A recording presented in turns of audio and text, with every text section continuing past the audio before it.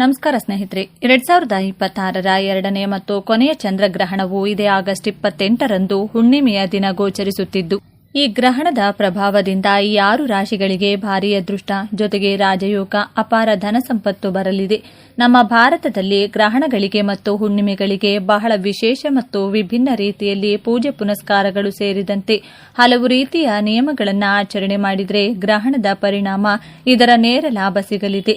ಈ ಗ್ರಹಣ ಗೋಚರಿಸುವಂತಹ ಸಮಯದಲ್ಲಿ ವಿಶೇಷವಾಗಿ ಗರ್ಭಿಣಿ ಮಹಿಳೆಯರು ಕೆಲವು ನಿಯಮಗಳನ್ನು ಪಾಲನೆ ಮಾಡುವುದು ಉತ್ತಮ.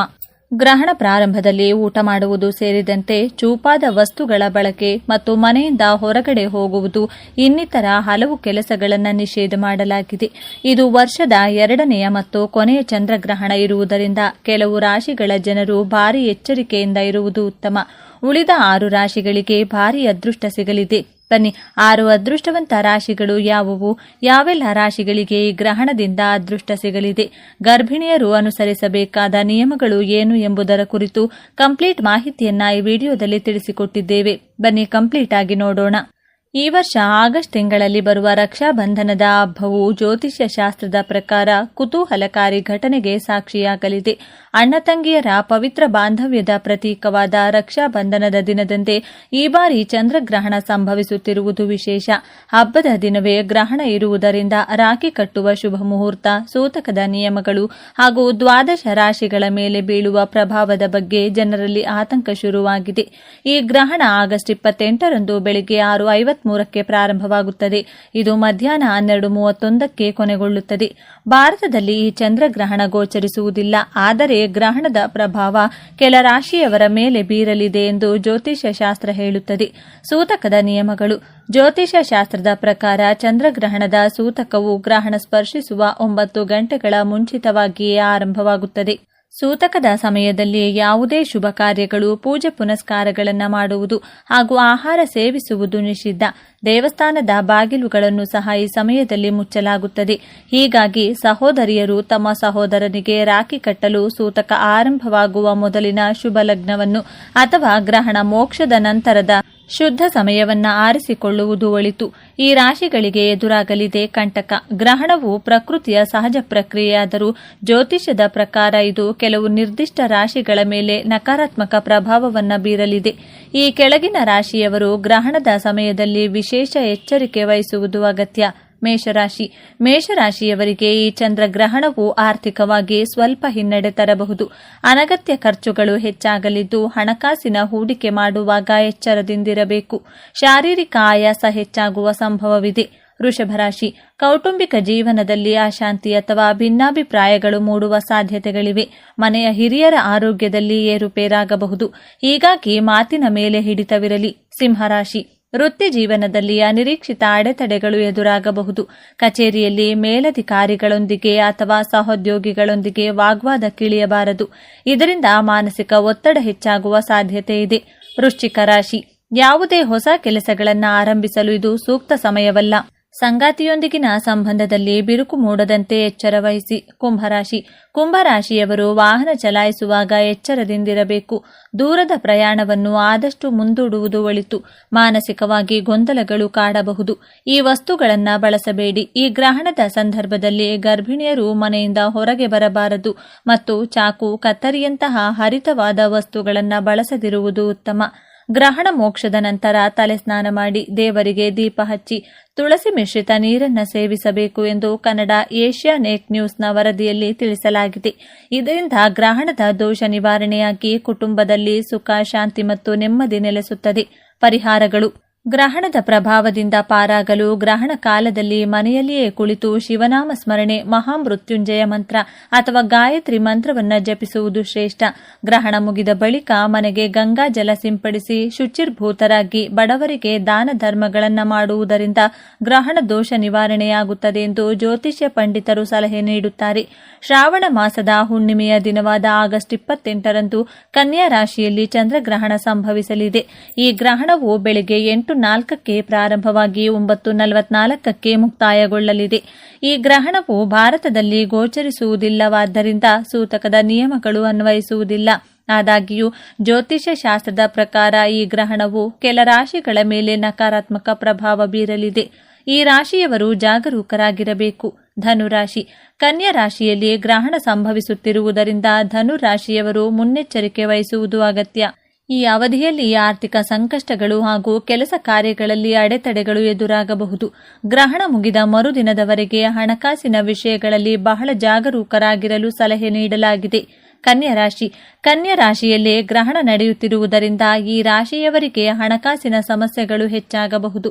ಅನಗತ್ಯ ಖರ್ಚುಗಳು ಹೆಚ್ಚಿ ಮಾನಸಿಕ ಶಾಂತಿ ಭಂಗವಾಗುವ ಸಾಧ್ಯತೆ ಇದೆ. ಆದ್ದರಿಂದ ಹಣದ ವಹಿವಾಟುಗಳು ನಡೆಸುವಾಗ ಮತ್ತು ನಿರ್ಧಾರಗಳನ್ನು ತೆಗೆದುಕೊಳ್ಳುವಾಗ ಕನ್ಯಾ ರಾಶಿಯವರು ಹೆಚ್ಚಿನ ಜಾಗ್ರತೆ ವಹಿಸಬೇಕು. ಸಿಂಹರಾಶಿಯವರಿಗೆ ಈ ಅವಧಿಯಲ್ಲಿ ನಿಂದನೆಗಳು ಮತ್ತು ಅಪವಾದಗಳು ಎದುರಾಗುವ ಸಾಧ್ಯತೆ ಇದೆ. ಸಿಂಹರಾಶಿಯವರಿಗೆ ಈ ಅವಧಿಯಲ್ಲಿ ನಿಂದನೆಗಳು ಮತ್ತು ಅಪವಾದಗಳು ಎದುರಾಗುವ ಸಾಧ್ಯತೆ ಇದೆ. ಕುಟುಂಬದ ಸದಸ್ಯರೊಂದಿಗೆ ವಾದ ವಿವಾದಗಳು ಉಂಟಾಗಬಹುದು ಹಾಗೂ ನ್ಯಾಯಾಲಯ ಅಥವಾ ಕಾನೂನು ಸಂಬಂಧಿತ ವ್ಯವಹಾರಗಳು ನಿರೀಕ್ಷೆಗೆ ವಿರುದ್ಧವಾಗಿ ಹೋಗಬಹುದು. ಪ್ರತಿಯೊಂದು ಕೆಲಸದಲ್ಲೂ ಜಾಗರೂಕರಾಗಿರುವುದು ಒಳಿತು. ಗ್ರಹಣದ ಪ್ರಮುಖ ವಿವರಗಳು. ದಿನಾಂಕ 28 ಆಗಸ್ಟ್ 2026. ರಾಶಿ ಮತ್ತು ನಕ್ಷತ್ರ ಕುಂಭ ರಾಶಿ, ಶತಭಿಷ ನಕ್ಷತ್ರ. ಭಾರತದಲ್ಲಿ ಗೋಚರತೆ ಇಲ್ಲ. ಚಂದ್ರನು ದಿಗಂತದ ಕೆಳಗಿರುವುದರಿಂದ ಭಾರತದಲ್ಲಿ ಕಾಣಿಸುವುದಿಲ್ಲ. ಧಾರ್ಮಿಕ ನಿಯಮಗಳು ಭಾರತದಲ್ಲಿ ಅನ್ವಯಿಸುವುದಿಲ್ಲ. ದ್ವಾದಶ ರಾಶಿಗಳ ಮೇಲಾಗುವ ಪ್ರಭಾವ ಹೆಚ್ಚು. ಎಚ್ಚರಿಕೆ ವಹಿಸಬೇಕಾದ ರಾಶಿಗಳು ಕುಂಭರಾಶಿ, ಕರ್ಕರಾಶಿ, ಸಿಂಹರಾಶಿ, ಮಕರ ರಾಶಿ ಮತ್ತು ಮೀನರಾಶಿ. ಈ ರಾಶಿಯವರು ಆರ್ಥಿಕ ನಿರ್ಧಾರಗಳು, ಆರೋಗ್ಯ, ಸಂಬಂಧಗಳು ಹಾಗೂ ವೃತ್ತಿಪರ ಬದಲಾವಣೆಗಳಲ್ಲಿ ಹೆಚ್ಚಿನ ಎಚ್ಚರಿಕೆ ವಹಿಸಬೇಕು. ಯಾವುದೇ ಪ್ರಮುಖ ನಿರ್ಧಾರಗಳನ್ನು ಭಾವುಕರಾಗಿ ಅಥವಾ ಅವಸರದಲ್ಲಿ ತೆಗೆದುಕೊಳ್ಳಬಾರದು. ಅನುಕೂಲಕರ ಫಲ ಪಡೆಯುವ ರಾಶಿಗಳು 4 ರಾಶಿಗಳು: ಮೇಷರಾಶಿ, ಮಿಥುನ ರಾಶಿ, ಕನ್ಯಾ ರಾಶಿ ಮತ್ತು ತುಲಾ ರಾಶಿ. ಈ ರಾಶಿಯವರಿಗೆ ಹಣಕಾಸಿನ ನೆರವು, ವೃತ್ತಿಪರ ಸಂಪರ್ಕಗಳು, ಶಿಕ್ಷಣ, ವೃತ್ತಿ ಸ್ಪರ್ಧೆಯಲ್ಲಿ ಯಶಸ್ಸು ಹಾಗೂ ಸೃಜನಶೀಲ ಕ್ಷೇತ್ರದಲ್ಲಿ ಹೊಸ ಅವಕಾಶಗಳು ಲಭ್ಯವಾಗಲಿವೆ. ಸಾಧಾರಣ ಫಲ ಹೊಂದಿರುವ ರಾಶಿಗಳು ವೃಷಭ, ವೃಶ್ಚಿಕ ಮತ್ತು ಧನಸ್ಸು. ವೃತ್ತಿ, ಆಸ್ತಿ ವಿಚಾರ ಹಾಗೂ ಸಂವಹನದಲ್ಲಿ ಜಾಗರೂಕತೆ ವಹಿಸಿದರೆ ಶುಭ ಫಲಗಳನ್ನು ಪಡೆಯಬಹುದು. ಪರಿಹಾರ ಮತ್ತು ಆಚರಣೆಗಳು. ಗ್ರಹಣದ ಅವಧಿಯಲ್ಲಿ ಮಾನಸಿಕ ನೆಮ್ಮದಿ ಮತ್ತು ಧನಾತ್ಮಕ ಶಕ್ತಿಗಾಗಿ ಈ ಕೆಳಗಿನ ಸರಳ ಆಚರಣೆಗಳನ್ನು ಕೈಗೊಳ್ಳಬಹುದು. ಶಿವನ ಆರಾಧನೆ ಹಾಗೂ ಶಿವಲಿಂಗಕ್ಕೆ ಜಲಾಭಿಷೇಕ ಮಾಡುವುದು. ಮಹಾಮೃತ್ಯುಂಜಯ ಮಂತ್ರ ಪಠಣ. ಅಗತ್ಯವಿರುವವರಿಗೆ ಆಹಾರ, ಧಾನ್ಯ ಅಥವಾ ಜಲದಾನ ಮಾಡುವುದು. ಚಂದ್ರಗ್ರಹಣದ ಪ್ರಭಾವದಿಂದ ವೃಷಭ ರಾಶಿಯವರಿಗೆ ಈ ಅವಧಿಯಲ್ಲಿ ಕೆಲವು ಸವಾಲುಗಳು ಎದುರಾಗಬಹುದು. ಉದ್ಯೋಗ ಮತ್ತು ವ್ಯವಹಾರದಲ್ಲಿ ನಿರೀಕ್ಷಿಸಿದ ವೇಗದಲ್ಲಿ ಪ್ರಗತಿ ಕಾಣದಿರಬಹುದು. ಪ್ರಮುಖ ಕೆಲಸಗಳು ವಿಳಂಬವಾಗುವ ಸಾಧ್ಯತೆ ಇರುವುದರಿಂದ ಆತುರ ಪಡದೆ ತಾಳ್ಮೆಯಿಂದ ಮುಂದುವರೆಯಿರಿ. ಯಾವುದೇ ಹೊಸ ಹೂಡಿಕೆ ಅಥವಾ ದೊಡ್ಡ ಹಣಕಾಸಿನ ನಿರ್ಧಾರ ಕೈಗೊಳ್ಳುವ ಮೊದಲು ಹಲವು ಬಾರಿ ಯೋಚಿಸುವುದು ಉತ್ತಮ. ಕುಟುಂಬದ ವಿಚಾರದಲ್ಲಿ ಸಣ್ಣ ಪುಟ್ಟ ಭಿನ್ನಾಭಿಪ್ರಾಯಗಳು ಉಂಟಾಗಬಹುದು. ಮಾತಿನಲ್ಲಿ ಸಂಯಮ ಕಾಪಾಡಿಕೊಂಡರೆ ಸಮಸ್ಯೆಗಳನ್ನು ಸುಲಭವಾಗಿ ತಪ್ಪಿಸಬಹುದು. ಆರೋಗ್ಯದ ಕಡೆಗೂ ಗಮನ ಹರಿಸಿ. ಈ ಅವಧಿಯಲ್ಲಿ ಅನಗತ್ಯ ಒತ್ತಡವನ್ನು ಕಡಿಮೆ ಮಾಡಿಕೊಂಡು ವಿಶ್ರಾಂತಿಗೆ ಆದ್ಯತೆ ನೀಡುವುದು ಉತ್ತಮ. ಕನ್ಯಾ ರಾಶಿ. ಚಂದ್ರಗ್ರಹಣದ ಪ್ರಭಾವದಿಂದ ಕನ್ಯಾ ರಾಶಿಯವರು ಈ ಅವಧಿಯಲ್ಲಿ ಹೊಸ ಉದ್ಯಮ ಅಥವಾ ವ್ಯವಹಾರವನ್ನು ಆರಂಭಿಸುವುದನ್ನು ಸ್ವಲ್ಪ ಸಮಯ ಮುಂದೂಡುವುದು ಉತ್ತಮ. ಹೊಸ ವ್ಯವಹಾರ ಒಪ್ಪಂದಗಳನ್ನು ಅಂತಿಮಗೊಳಿಸುವಾಗ ಹೆಚ್ಚುವರಿ ಎಚ್ಚರಿಕೆ ವಹಿಸಿ. ಯಾವುದೇ ದಾಖಲೆಗಳಿಗೆ ಸಹಿ ಮಾಡುವ ಮುನ್ನ ಅದರಲ್ಲಿರುವ ಎಲ್ಲ ಅಂಶಗಳನ್ನು ಸಂಪೂರ್ಣವಾಗಿ ಪರಿಶೀಲಿಸಿ. ಆತುರದಲ್ಲಿ ನಿರ್ಧಾರ ತೆಗೆದುಕೊಳ್ಳಬೇಡಿ. ಹಣಕಾಸಿನ ವಿಚಾರದಲ್ಲಿಯೂ ಜಾಗರೂಕತೆ ಅಗತ್ಯ. ಹೂಡಿಕೆ, ಹಣಕಾಸಿನ ವಹಿವಾಟು ಅಥವಾ ದೊಡ್ಡ ಮೊತ್ತದ ಖರ್ಚು ಮಾಡುವ ಮೊದಲು ಸರಿಯಾಗಿ ಯೋಚಿಸಿ ಸೂಕ್ತ ಸಮಯಕ್ಕಾಗಿ ಕಾಯುವುದು ಉತ್ತಮ. ಈ ಅವಧಿಯಲ್ಲಿ ಅನಿರೀಕ್ಷಿತ ನಷ್ಟ ಉಂಟಾಗುವ ಸಾಧ್ಯತೆ ಇರುವುದರಿಂದ ಹಣದ ವಿಚಾರದಲ್ಲಿ ಅಪಾಯ ತೆಗೆದುಕೊಳ್ಳುವುದನ್ನು ತಪ್ಪಿಸಿ. ಹೊಸ ವ್ಯಕ್ತಿಗಳ ಪರಿಚಯವಾಗಬಹುದು, ಆದರೆ ಅವರ ಮಾತುಗಳನ್ನು ತಕ್ಷಣ ನಂಬುವುದು ಸೂಕ್ತವಲ್ಲ. ಯಾವುದೇ ಹಣಕಾಸಿನ ಯೋಜನೆ ಅಥವಾ ಪಾಲುದಾರಿಕೆಯಲ್ಲಿ ಮುಂದುವರಿಯುವ ಮೊದಲು ಸಂಪೂರ್ಣ ಮಾಹಿತಿಯನ್ನು ಪಡೆದುಕೊಳ್ಳಿ. ಒಟ್ಟಿನಲ್ಲಿ ಚಂದ್ರಗ್ರಹಣದ ಅವಧಿಯಲ್ಲಿ ತಾಳ್ಮೆ, ಎಚ್ಚರಿಕೆ ಮತ್ತು ವಿವೇಚನೆಯಿಂದ ನಡೆದುಕೊಂಡರೆ ಅನಗತ್ಯ ಸಮಸ್ಯೆಗಳನ್ನು ತಪ್ಪಿಸಬಹುದು. ವೃಶ್ಚಿಕ ರಾಶಿ. ಚಂದ್ರಗ್ರಹಣದ ಅವಧಿಯಲ್ಲಿ ವೃಶ್ಚಿಕ ರಾಶಿಯವರು ಹಣಕಾಸಿನ ವಿಚಾರದಲ್ಲಿ ವಿಶೇಷ ಎಚ್ಚರಿಕೆ ವಹಿಸಬೇಕು. ಅನಿರೀಕ್ಷಿತ ಖರ್ಚುಗಳು ಹೆಚ್ಚಾಗುವ ಸಾಧ್ಯತೆ ಇದ್ದು ದೊಡ್ಡ ಮೊತ್ತದ ಹಣವನ್ನು ಹೂಡಿಕೆ ಮಾಡುವಾಗ ಆತುರದ ನಿರ್ಧಾರಗಳನ್ನು ತಪ್ಪಿಸಿ. ವ್ಯವಹಾರದಲ್ಲಿ ಹೊಸ ಒಪ್ಪಂದಗಳನ್ನು ಮಾಡುವ ಮೊದಲು ಎಲ್ಲ ವಿವರಗಳನ್ನು ಪರಿಶೀಲಿಸುವುದು ಅಗತ್ಯ. ಕೆಲಸದ ಸ್ಥಳದಲ್ಲಿ ಸಣ್ಣ ಪುಟ್ಟ ಒತ್ತಡ ಅಥವಾ ಭಿನ್ನಾಭಿಪ್ರಾಯಗಳು ಎದುರಾಗಬಹುದು. ಸಹೋದ್ಯೋಗಿಗಳೊಂದಿಗೆ ವಾದಕ್ಕಿಳಿಯದೆ ಶಾಂತವಾಗಿ ನಡೆದುಕೊಳ್ಳಿ.